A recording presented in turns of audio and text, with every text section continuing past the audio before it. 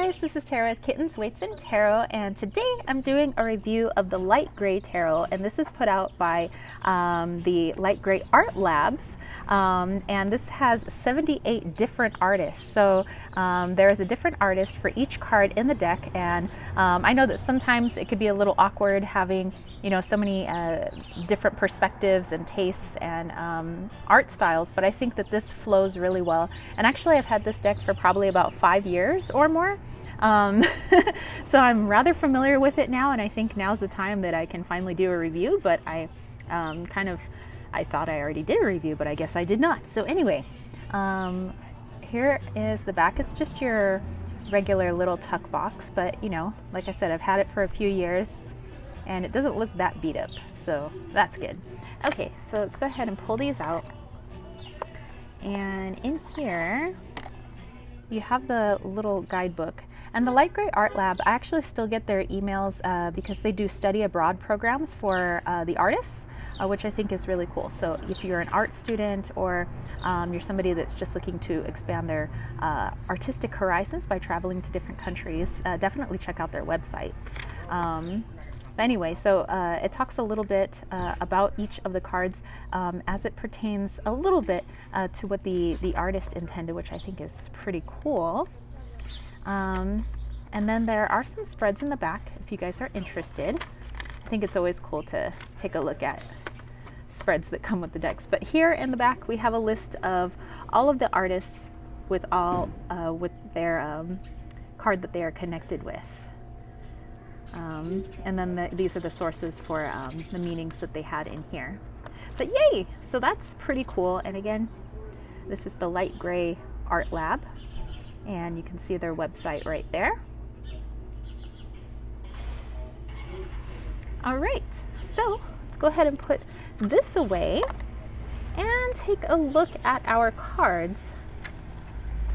So this is your standard tarot size, so no need for comparison. It's your standard size, but you notice that it's a little shiny, but I wouldn't call it glossy. I'd more call it like a satiny kind of finish.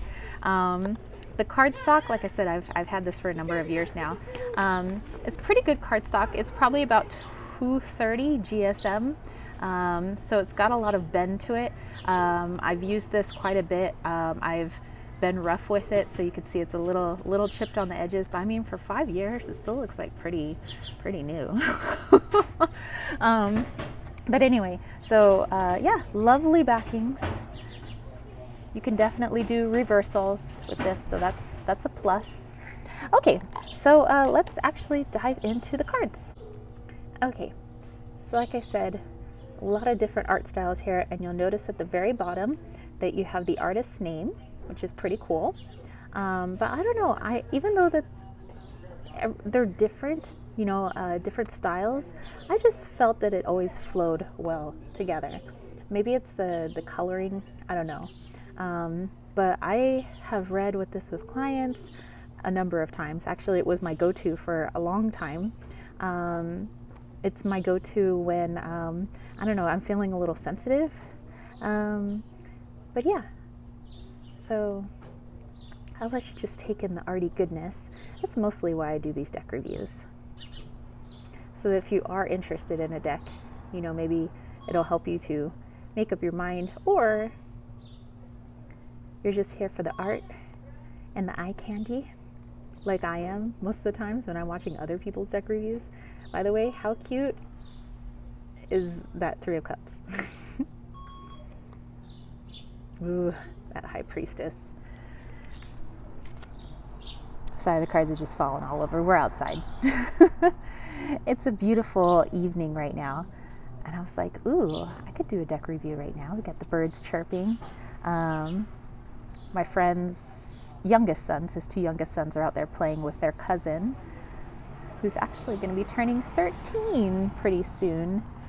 And then my godson's going to be turning 12 next month. And then the month after, his little brother is going to be turning 11. Oh my gosh, how do these kids grow up so fast? Speaking of kids growing up fast, 6 of Cups, how about that?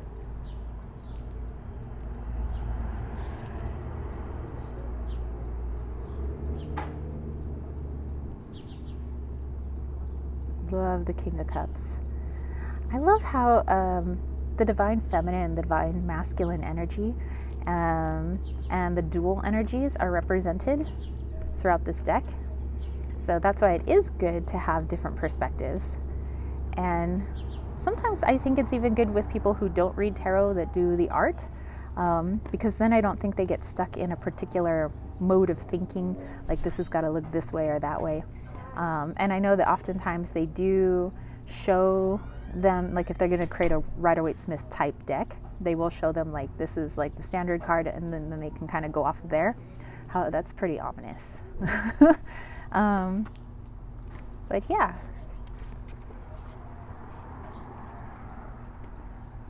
I was just talking to somebody today who feels like they're in a hermit mode.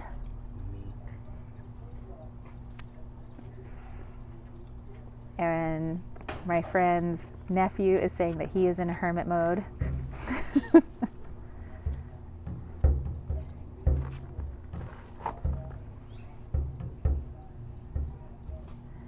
By the way, sometimes people are wondering how they can slow down sometimes the videos, and actually if you click on the little motor icon, the little wheel icon, you can slow down the videos, and oftentimes I just have to pause the videos sometimes a million times because I need way more time to check out some of the cards. I love that sun card, by the way. Oh, it's not a naked baby. Some people were talking about like not wanting the naked baby as the sun card, and maybe no clowns as the fool card. I feel ya. I feel ya on that. Oh, to me that's Loki. And by the way, at the end, I will do a reading for you guys. I always do a reading with the cards that are the decks that I do reviews of, just so you could see it in action, but maybe also possibly get a reading, which is pretty cool.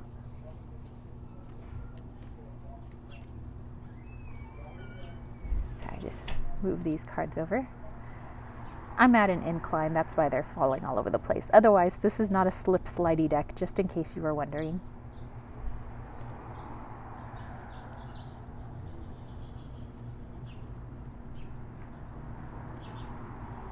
And the Emperor, oh my gosh.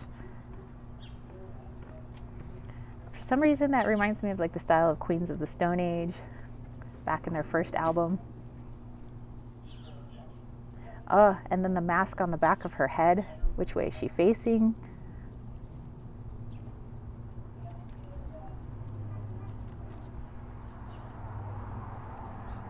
And the Chariot's very interesting because she's not quite in motion, but we have this obviously push and pull between the two tigers, so that's pretty cool. All right, so like I said, I want to do a little reading. Whoops. Just so you guys can see how I read with it, but also maybe you get yourselves a little message. And if you do, then awesome sauce. Maybe you got to see some beautiful art and you get a message. How about that? Okay, so I'm just asking for a message for the best and highest good of people that are watching. All right, so what do we have here? Ooh, we have the Lovers card. We have the Temperance. So we have two majors, and then we have the Page of Wands. Very interesting. Actually, let me bring these cards up so you guys can get a close-up here. How intricate, especially this one is.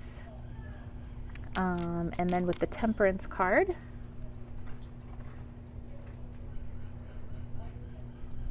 And bringing in the Page of Wands. Okay. So give me a moment while I take in these cards. Okay, right away, this is what I'm getting. You know, obviously we're pretty aware, I think at this point, of the things that we are attracted to, you know, the things that we want to do with our lives, the people that we want to have in our lives, and we go towards those things because we like them, right? But if there is an imbalance, it creates an imbalance throughout the rest of our life. So yes, like let's say, you know, I love music. I mean, actually, I do love music. I'm an opera singer. So I could go towards that 100%, just everything. But if I neglect the other things in my life, like the other adulting things in my life, like my bills, I neglect my friends. You see what I'm saying? I'm neglecting the other things because of the passion that I have for music. This creates an imbalance and thus creates much more unease and unhappiness with the other portions of my life, which then would be reflected onto my music. I might then blame music for the reason why, you know, my friendships aren't doing so well, or you know, other things that maybe aren't doing well in my life. And we don't want that to happen. We obviously want to continue to have a very pure outlook on the things that we love. But in order to do that, you have to make sure that you consciously maintain balance. Okay, so anyway, I hope this reading resonated with somebody out there, so let me know. But anyway, that's it from me, spiritual homies. Let me know what you thought of the Light Gray Tarot. Let me know if you have it. Did you have it for a number of years already? Are you looking to get it, or maybe you just came by for the awesome artwork? Maybe you really like the reading. Let me know. But that's it from me. So if you dug this video, don't forget to give it a thumbs up. Don't forget to click subscribe, and don't forget to click that ding ding ding notification bell for more videos just like this. And if you want to catch a reading from me, head over to www.kittenswaitsandtarot.com. Have a lot of different reading types, but I also teach Mayan astrology. So if you're interested in that, definitely go check it out. It's at my Leon Mystery School. And there are other courses as well taught by other instructors, but the links are down below. Also for my newsletter, my Wally's World Oracle, my witchy shop, all that good stuff. So I will catch you spiritual homies later. All right, peace, love, and chicken grease. Peace out.